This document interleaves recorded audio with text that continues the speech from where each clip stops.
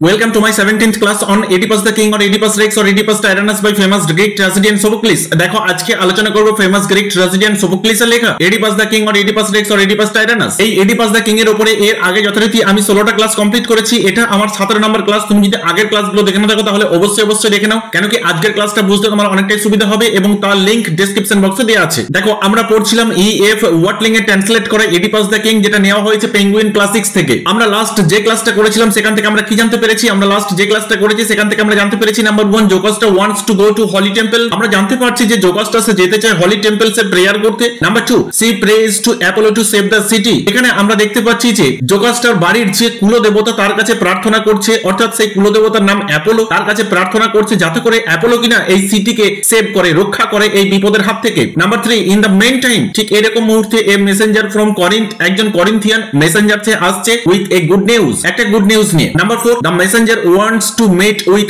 এডিপাস। আমরা এটা জানতে পেরেছি যে এই যে মেসেঞ্জার যিনি কিনা করিন্থ থেকে এসেছেন উনি দেখা করতে চান কার সাথে? এডিপাসের সাথে। সুতরাং এই সমস্ত কি পয়েন্টস গুলো আমরা লাস্ট ক্লাস থেকে জানতে পেরেছি। দেখো word by word, line by line details টেক্সটে যাওয়ার আগে আমি তোমাকে রিকোয়েস্ট করব যে আজকের ক্লাসটা তুমি প্রথম থেকে শেষ পর্যন্ত দেখো এবং তোমার যদি ভালো লেগে থাকে তাহলে অবশ্যই তুমি চ্যানেলটা সাবস্ক্রাইব করে এর বেল আইকন প্রেস করে রাখো, কেন কি তোমার সিলেবাসে প্রেসক্রাইবড করা প্রত্যেকটা টেক্সটের ক্লাস তুমি প্রতিনিয়ত এখান থেকে পেয়ে যাবে। এছাড়া আমার এখান থেকে ইউজি এবং পিজির অনলাইন গাইডেন্স প্রোভাইড করা হয়। দেখে ইউজি এবং পিজির ক্ষেত্রে যে সমস্ত ইউনিভার্সিটির অনলাইন গাইডেন্স প্রোভাইড করা হয় সেগুলো তুমি স্ক্রিনে দেখতে পাচ্ছ। পাশাপাশি অটোনমাস কলেজেসেরও অনলাইন গাইডেন্স প্রোভাইড করা হয়। যদি তোমার অনলাইন গাইডেন্সের প্রয়োজন হয় তাহলে ডেসক্রিপশন বক্সে এবং স্ক্রিনের উপরে যে কন্টাক্ট ডিটেইলস দেওয়া আছে তার মাধ্যমে যোগাযোগ করতে পারো। So let's come to the text. দেখো দ্য টেক্সট থার্ড সিন, যাকে আমরা বলছি থার্ড এপিসোডিয়ন। এখানে কি দেখা যাচ্ছে? এখানে দেখা যাচ্ছে যে এডিপাস এসে স্টেজের উপরে প্রবেশ করছেন। অর্থাৎ লাস্ট ক্লাসের শেষে আমরা যেটা দেখেছিলাম যে এডিপাসকে ডাকতে পাঠানো হয়েছে, বা বলা ভালো এডিপাসের কাছে একটা খবর দেওয়া হয়েছে যে নিউজটা কিনা সেই করিন্থিয়ান অর্থাৎ মেসেঞ্জার নিয়ে এসেছেন। তারপরে আমরা দেখতে পাচ্ছি যে এডিপাস উনি স্টেজের উপরে এসে প্রবেশ করছেন এবং তার স্ত্রীর উদ্দেশ্যে কি বলছেন? মাই ডিয়ার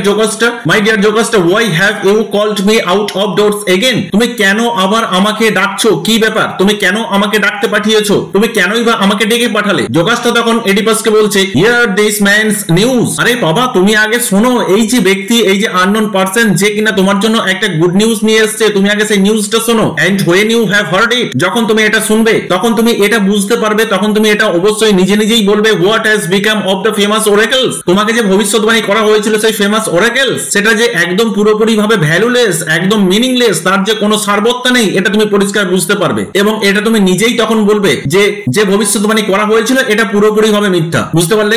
চলো নেক্সট। তখন এডিপাস কি বলছে? Who is this man? আচ্ছা এই ব্যক্তিটাকে, এই যে করিন্থিয়ান, এই যে মেসেঞ্জার, এই ব্যক্তিটাকে what news has he for me? সে কি ধরনের নিউজ আমার জন্য নিয়ে এসেছে, কি বার্তা সে নিয়ে এসেছে? তখন জোকাস্টা বলছেন ইনি একজন Corinthian, he comes from Corinth, উনি করিন্থ থেকে এসেছেন। Your father Polybus is dead. হ্যাঁ ইয়েস হি ডেড। এখানে জোকাস্টা বলছে যে তোমার বাবা যার নাম হচ্ছে পলিবাস উনি মারা গেছেন। ইয়েস উনি মারা গেছেন এবং ওনার মৃত্যু খুবই স্বাভাবিক ভাবেই হয়েছে। তখন এডিপাস তো পুরোপুরি ভাবে অবাক হয়ে গেছে। হোয়াট স্যার, কি বলছেন আপনি? কি ধরনের নিউজ এটা? Tell me yourself. First of all আগে তো তুমি তোমার পরিচয়টা আমাকে দাও যে তুমি কে। বুঝতে পারলে? তখন মেসেঞ্জার কি বলছে? আই ডু অ্যাসিওর ইউ, আমি নিশ্চিত করে বলছি sir, if you must have this first, আপনি আগে শুনুন যে আমি কি নিউজ নিয়ে এসেছি। নিউজটা হচ্ছে he is gone the way of all mortality, তিনি সেই না ফেরার দেশে চলে গেছেন যেখানে একদিন আমরা সবাই চলে যাব। উই আর মর্টাল, আমরা মর্টাল বিংস, আমরা একদিন সবাই সেই না ফেরার দেশে চলে যাব। সুতরাং আপনার বাবা অর্থাৎ পলিবাস উনিও চলে গেছেন সেই না ফেরার দেশে। He has gone the way, উনি সেই পথেই চলে গেছেন যেখান থেকে উনি আর কোনোদিন ফিরে আসবেন না,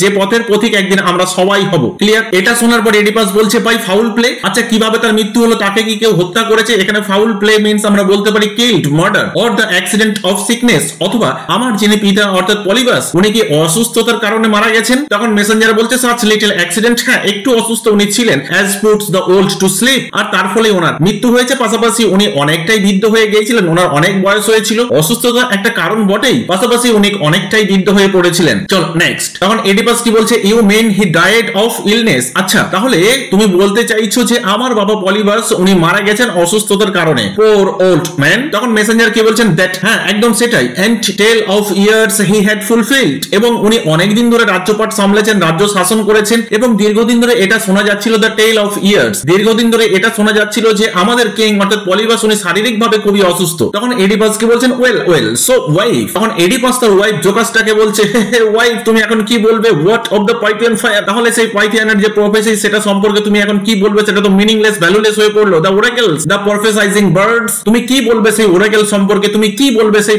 প্রফেসাইজিং বার্ড সম্পর্কে, যাদের ডাক, যাদের স্ক্রিমার্স কিনা এটা বুঝিয়ে দিত যে খারাপ কিছু ঘটতে চলেছে, তাহলে সেই প্রফেসাইজিং বার্ডস তাদের সম্পর্কেই বা কি বলবে অ্যাবাভ আস, যারা কিনা আমাদের উপরে ভবিষ্যৎবাণী করেছিল I was to kill my father. সেই প্রফেসাইজিং বার্ড, সেই ব্লাইন্ড প্রফেট, সেই পাইথিয়ান হাউস অফ গোল্ড যেখান থেকে বলা হয়েছিল আমি আমার নিজের বাবাকে হত্যা করব, তাহলে তুমি এখন এটা সম্পর্কে কি বলবে? ওয়াজ টু কিল মাই ফাদার, আমি গিয়ে আমার বাবাকে হত্যা করেছি, এটা কি তুমি বলতে পারো? চলো নেক্সট, আরো কি বলছেন এডিপাস? নাও হি লাইজ ইন হিজ গ্রেভস, এখন আমার পিতা উনি তো শায়িত আছেন, কোথায়? কবরে শায়িত আছেন। এন্ড হিয়ার অ্যাম আই, আর আমি এখন এই থিয়েবস নগরীর রাজা, আমি এখানে আছি। সুতরাং আমার পিতার সাথে আমার যে দূরত্ব সেটা হেভেন এন্ড হেল, বুঝতে পারলে? Who never touched A weapon, এবং আমার মতন একজন ব্যক্তি যে কিনা আজ পর্যন্ত কোনোদিন কোনো ওয়েপন, কোনো অস্ত্র শস্ত্র নিজের হাতে তুলে নেয়নি, টাচ পর্যন্ত করেনি, unless it could be said grieve at my absence killed him, তাহলে এটা কি নিশ্চিত ভাবে বলা যায় যে আমার অবর্তমানে আমার বাবাকে হত্যা করা হয়েছে, এন্ড সো আই কিলড হিম, এবং এটাও কি বলা যেতে পারে যে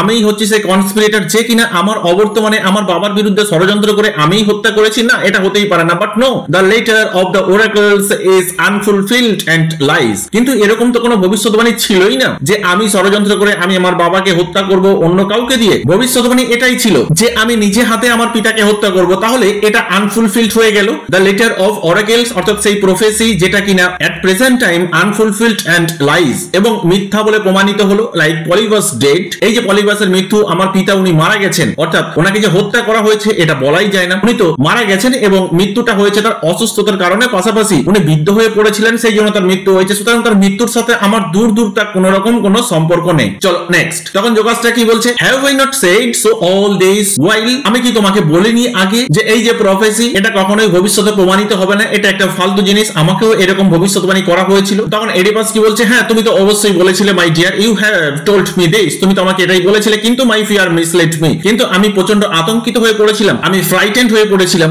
আর এই যে আমার ভয়, এই যে আমার আতঙ্ক, এটাই আমাকে মিসলিড করেছে, আমাকে ভুল পথে নিয়ে গেছে, আমাকে নানা রকম উদ্ভট চিন্তা ভাবনা করতে সাহায্য করেছে। তখন জোকাসটা বলছে think no more of it my dear, এসব ব্যাপারে কিছু ভেবো না, যা হয়েছে হয়ে গেছে, ছেড়ে দাও, এসব ভবিষ্যৎবাণী একদম পুরোপুরি মিনিংলেস, এগুলো নিয়ে তোমার কোনো রকম কোনো চিন্তা ভাবনার প্রয়োজন নেই, just throw out. I think আজকের ক্লাস সম্পর্কে তোমার কোথাও কোনো রকম ডাউট নেই, যদি কোথাও কোনো রকম ডাউট থেকে থাকে তাহলে অবশ্যই তুমি কমেন্ট বক্সে কমেন্ট করে জানিও, আমি আমার নেক্সট ক্লাসে তোমার ডাউট ক্লিয়ার করার চেষ্টা করবো। Thank you.